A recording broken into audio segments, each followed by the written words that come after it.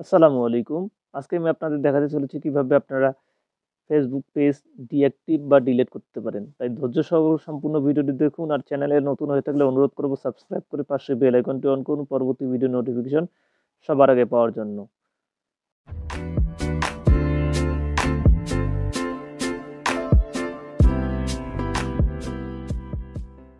আমরা আমাদের আইডির এই যে এখানে 3 বার আছে 3 বারে যাব, যাওয়ার পরে এখানে মূলত আমরা পেজে চলে যাব। আমরা যে পেজে যাচ্ছি সেই পেজে চলে যাব। যাওয়ার পরে আমরা পেজে সুইচ করলাম। সুইচ করার পর এখানে 3 বারে প্রেস করব। 3 বারে প্রেস করার পর এখানে নিচে সেটিংস অ্যান্ড প্রাইভেসি বলে একটা অপশন আছে। তো আমরা সেটিংস অ্যান্ড প্রাইভেসিতে যাব। নিচে সেটিংস অ্যান্ড প্রাইভেসি এইখানে যাব। যাওয়ার পরে এখানে সেটিংসে প্রেস করব। প্রেস করার পরে একটু নিচে যাব। যাওয়ার পরে দেখুন এখানে আছে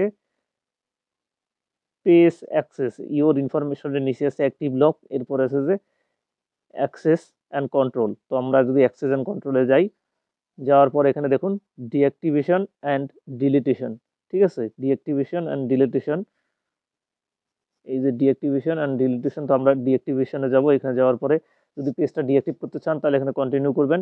কন্টিনিউ করার পরে এখানে আপনি আপনার পাসওয়ার্ডটা দিয়ে দিবেন।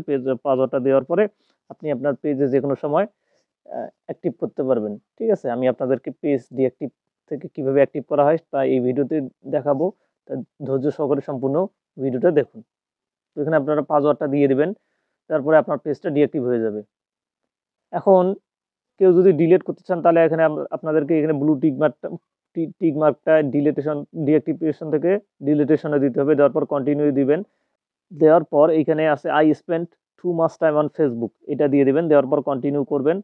কন্টিনিউ দেওয়ার পরে এইখানে নিচে এখানে কন্টিনিউ করার পর এখানে আপনি আপনার পাসওয়ার্ডটা দিয়ে দিলেই মোটামুটি আপনার পেজটা ডিলিট হয়ে যাবে। পেজটা ডিলিট হতে প্রায় 30 দিন সময় লাগে। 30 দিন পর দেখবেন যে পেজটা আর নাই, বা এখন দিলেই আপনার পেজটা পার্মানেন্ট ডিলিট হয়ে যাবে। তো এইভাবেই মূলত আপনারা পেজটা ডিলিট করবেন। এখন আমি আপনাদেরকে দেখাবো কিভাবে আপনারা আপনাদের ডিঅ্যাক্টিভ পেজগুলা কিভাবে অ্যাক্টিভ করবেন। এজন্য আপনাদেরকে আবার ওই যে প্রথমত আপনাকে আইডিতে যেতে হবে। তো আমরা আমাদের আইডিতে সুইচ করে নিচ্ছি। আমরা আমাদের আইডিতে সুইচ করে নেওয়ার পর এখানে আবার 3 বারে প্রেস করব। 3 বারে প্রেস করার পর একটু নিচে যাব। যাওয়ার পর এখানে সি মোরে প্রেস করব। প্রেস করার পর দেখুন এখানে পেজ বলে একটা অপশন আছে। ঠিক আছে? তো পেজে যাব। যাওয়ার পর একটু সময় নিচ্ছে। এখানে দেখুন আমাদের যে ডিঅ্যাক্টিভ পেজগুলা এখানে শো করতেছে। ডিঅ্যাক্টিভ পেজ, ডিঅ্যাক্টিভেট পেজেস, ঠিক আছে? তো আমরা যদি এখানে অ্যাক্টিভ করি তাহলে পেজগুলো অ্যাক্টিভ হবে। তো আজকের এই ভিডিওটা এই পর্যন্তই।